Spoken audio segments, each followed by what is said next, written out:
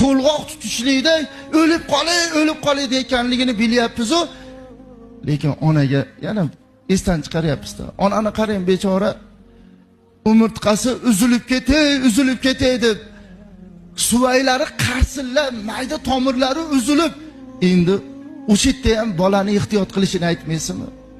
Bolamni bir joyga tegizib olmay, qornimni nobud bo'lib qolmasin, qoqinib ketmay, bolam nobud bo'lib qolmasin deb mashaqqat, qiyinchilik bilan bechora bolani ehtiyot qilib ingrashini aytmaysizmi?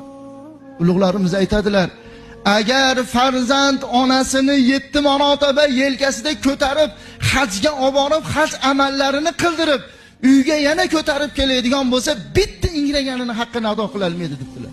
Boshqa haqlari-chi? O'zimizdan o'zimiz bilan katta bo'lib qolmaganmiz. Kechasi